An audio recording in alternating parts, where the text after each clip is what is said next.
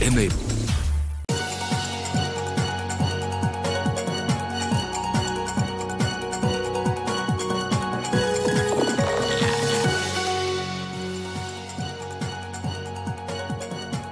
Hello and welcome to the Global Natural Resources Conclave 2018. Today we look back on the first edition of GNRC held last year and also look forward on what to expect this year as we run up to the conclave. In this episode, we take an outside-in perspective on what can India learn from global best practices in this field. Up for review, we look at the social contract of the sector and its implication on last-mile connectivity. And of course, joining us in the studio to share with us their perspective on these issues are our partners for the summit. Let me quickly introduce all of them to you. Dr. Arunabh Ghosh, CEO CEEW, is our first panelist. Also joining us is S. Vijay Kumar, Distinguished Fellow at TERI. And we also have with us Sunil Duggal, Co-Chair of the CII Mining Committee. And for the government perspective, Saurabh Chandra, former Petroleum Secretary. And Abhijit Kulkarni, Partner at McKinsey India. And of course, we also have with us from Geneva, Roberto Boca, Head of Energy and Basic Industries and member of the Executive Committee at the World Economic Forum. Thank you all for joining us at this forum today. So let me kick things off by asking you a question on the fact that the Prime Minister, during his Rising India presentation, talked about making a paradigm shift from silos to solutions. So I guess I want to ask a simple question to all of you, which is it time that India has an integrated approach to natural resources development? Abhijit, you have a point of view on this. I think I'm fully in agreement with the silos to solutions. I think that one of the biggest things we see is silos between ministries, but also silos between the state and the center, which creates a lot of dichotomy. Okay. Time has come to really integrate things together, look at it in one perspective, and accelerate our growth. All right, let's get the counterpoint. It's easy to say that everyone should work together and then we have a singular approach. But it's easier to say than to do. Mr. Jayakumar, you have a... Yeah, well, I think coordinated rather than integrated is the better way of looking at it, particularly because the different elements of the sector are often a little different in the way they work. You know, the petroleum natural gas sector is different, the coal sector is different, the metallic minerals sector is different, and one can't apply the same rules or the same framework to all of them without understanding the way the sector is constituted. That said, I do fully agree that there is need for integration between the way the states and the central government work, and it's very essential that the central government data and the state government regulatory and enforcement mechanisms work together in order to ensure that whatever is done to extract and exploit natural resources is done efficiently and economically, and with a view to actually, as it were, fire the engine of growth of the country. Okay, Mr. Duggal, you have anything to add to that? So I think it is very important to have a unified approach. You may not be able to integrate, but I think there should be some thought, and there was some discussion which have also gone in the past, that whether there is a opportunity of creating a natural resource ministry, wherein all other elements could also be absorbed in that. But I think I have two things to say. Even if, let us suppose, oil and gas and mining cannot be clubbed together as a natural resource, but some analogy can be drawn. So like, the recent the regulation which has come in oil and gas, that you select the block, and on that block you explore, you extract, and you pay the revenue sharing model with the government. Whether the same approach can be there in the mining. The mining, what we are doing is that we are using the data, which is a minuscule data on which the people are not excited about, going for the auction, and the success is not coming. But I would also like to give you the example that, let's suppose there are few blocks which were allotted a couple of years back, and they were supposed to come, start mining by this time. At that time, we were aware that those blocks are situated in the forest. They are the wildlife areas.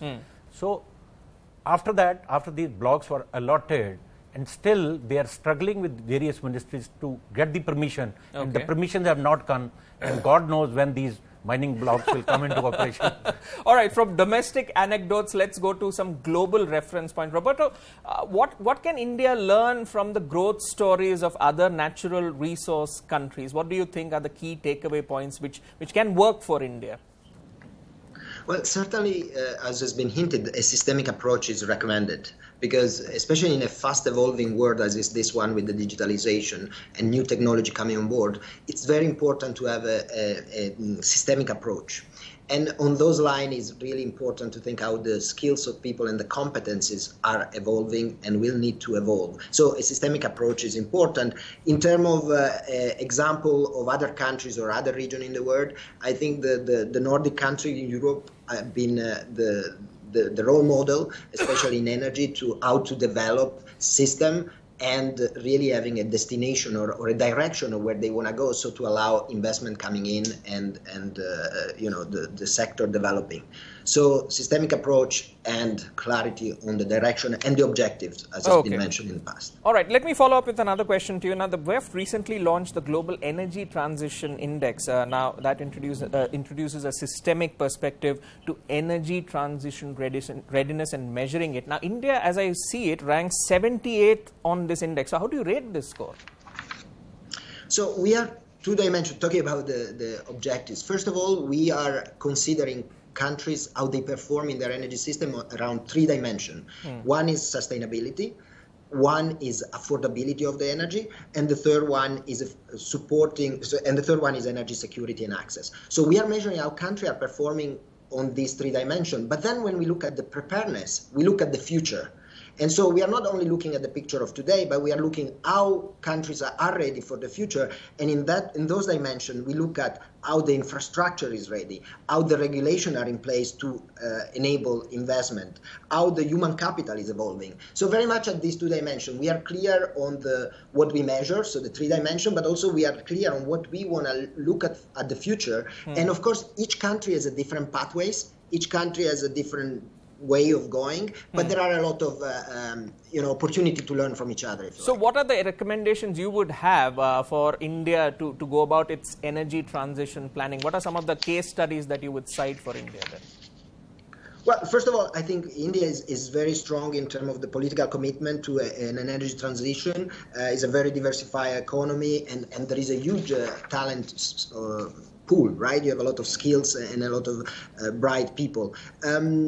I think that needs to be implemented when we think of the energy transition, to making sure the renewable and what we call the grid edge, the transformation that is happening at the edge of the electricity grid towards demand management, towards electric vehicle, towards, if you like, the electrification of many of the part of the economy, including the industrial, are really thought through. Right? So when you look at the countries, again, the Nordic have been very clear in terms of the electrification of mobility, but even countries like China are really pushing forward on the electrification of mobility. Now, doesn't need to say that every country has to go through electrification, but every country has to have clarity on, for example, having a decarbonized energy mix for mobility, and so on and so forth. So I think, again, is this element of having clear the objective and where we want to go. Okay, let's get a quick expert view in before we go to the break. Two panelists, we'll first go to Abhijit. I think in terms of learning from global economies, while there are good learnings, it's important that we customize for India, right? But one learning which we can take from all these people is about technology and big data. Okay. I think particularly in mining, the extent of technology usage is really, really minimal. That has to go up. Things like continuous mining, looking at big data. Today 95% of the data, by the way, that is stored today is the data of last 3 years. What are we doing with that data in India? So use data, use leverage. You can use that to propel our growth, frankly. We'll take a short break on that note, but lots more to discuss on this special presentation. Stay tuned to CNBC TV 18.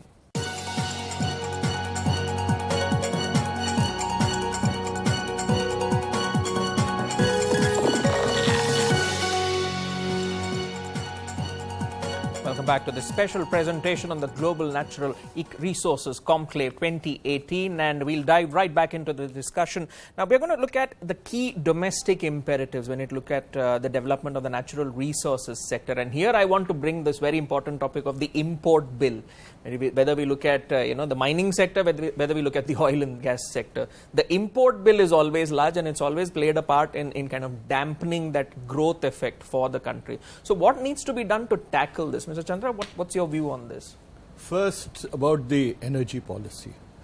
To the best of my recall, the Niti Aayog was tasked with preparing one, and we need to hear more about it, and they need to handle all these issues of transit, of affordability, security, and sustainability. Okay.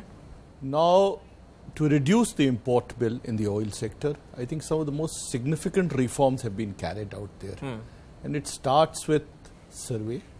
50% of the sedimentary basin had not been surveyed. So the government is funding the survey. Then you have a revenue sharing model. You have open acreage licensing model. You have complete freedom to market oil and gas. These are very significant reforms. Okay. But there is a perception that the prospectivity of the Indian sedimentary basins is not very good. So we have not been able to attract the biggies in the oil sector. Okay. Now we need to change that perspective. All right, Mr. Jackson. Well, the import bill where the metallic minerals are concerned, recently actually we've had instances where India has been importing thermal coal. It's been importing even iron ore. In both these minerals, actually India has got huge reserves and even more resources. There seems to be some problem in the actual mining process due to either regulation or policy or environmental concerns that is preventing us from using our resources and forcing industry to import instead. Clearly that needs to be tackled. There is another side, which is in the case of Goa, which was actually exporting low grade iron ore, and so it's not a case of import reduction but export increase. This low grade iron ore cannot be used in India because our steel mills cannot use below 55% Fe.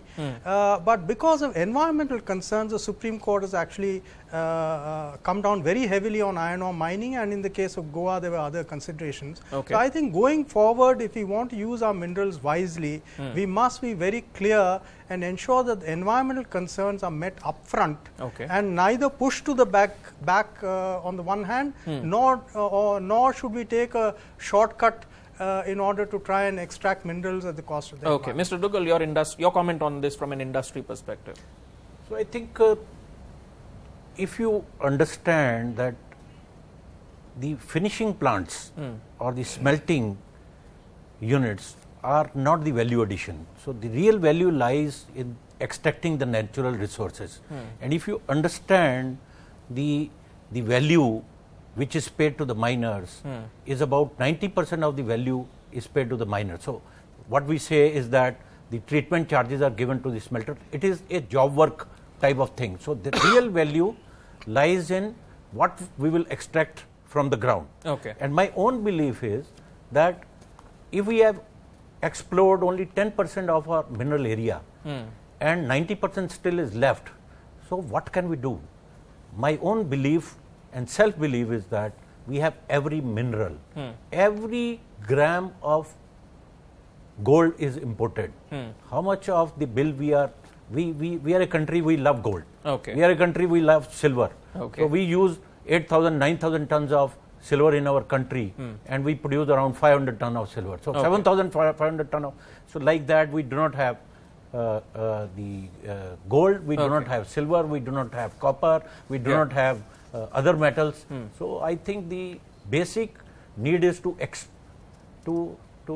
open this industry, up for a better infrastructure to come and play. Fair point. I'm going to quickly shift focus here to the social contract, because that's also a very important part of this conversation. Now, what is the remit of the natural resources sector here in India? Last mile inclusion, who will pay for it? Because policy framework as of late has leaned towards massive pressure on the natural resources industry to pay for last mile connectivity. Dr. Ghosh, do you have any view on this? What's your view on this? Like with any other major industry, industry cannot walk away from its responsibility, and the social contract is particularly important because when we see the environmental clearances delays, we see that they're primarily associated with the natural resources industry, and we cannot wish away the problem. At the same time, we have to think about the natural resources that will drive the industries of the future. So rather than look backwards for just digging up anything from the ground, we have to think, what do we want to make in India? What's going to add maximum value? And therefore, what kind of exploration for those minerals do we need to do? We've identified there are 12 critical minerals that will drive India's industrial growth over the next half century. 7 of those critical minerals, we are completely import dependent. Now, you can't have a social contract that includes jobs, that includes value creation, when you're not looking at the specific areas and the specific industries that will drive that growth. That's the language, that's the message that you've got to come to the communities with. Mr. Vijayakumar, do you think it's time to reimagine sustainability itself, the concept? Yeah, well, actually the 2008 National Mineral Policy mandated a sustainable development framework for the mineral sector, and that is actually in place. And in 2015, the government actually amended the law and brought the concept of district mineral foundations, and 30% of the royalty amount for mines went into these foundations. There are about 100 of them in 100 districts, and the total amount of revenue annually is about 13,000 crores. So there's a lot of money going to the districts, and it is meant to actually take care of the communities affected by mining, to create infrastructure, to create social infrastructure, to improve the education, health, water supply, livelihoods, all those things.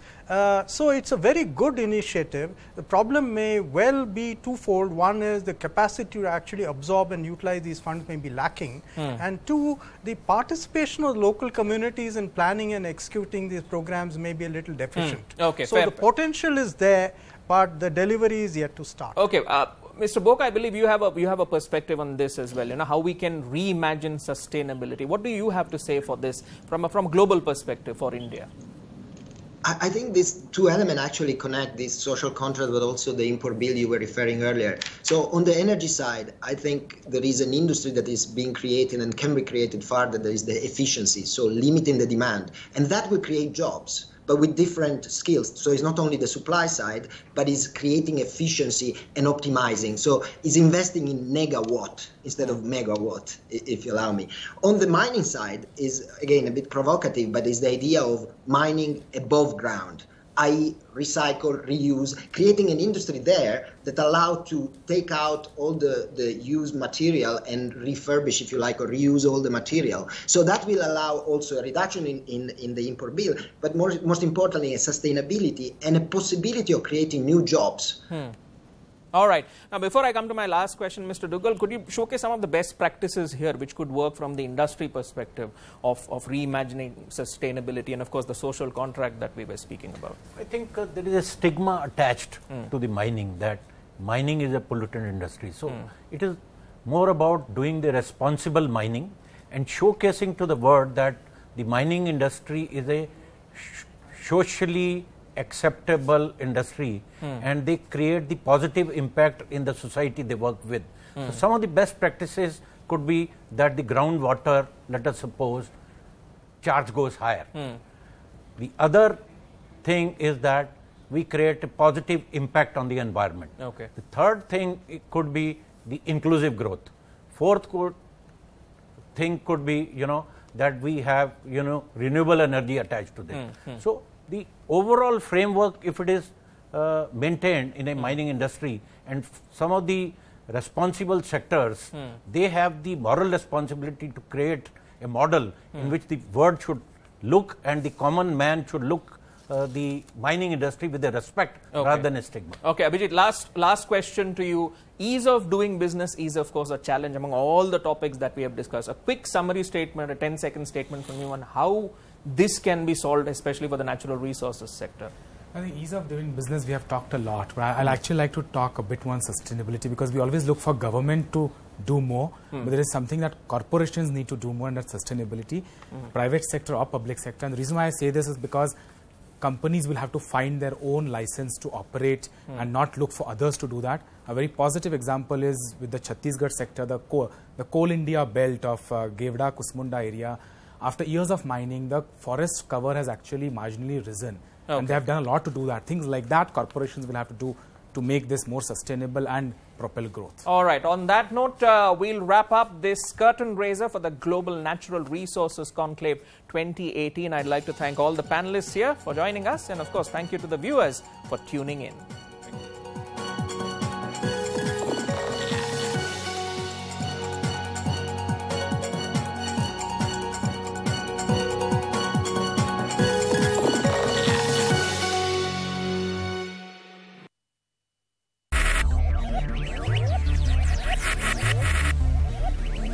Focus, ideate, innovate, enable.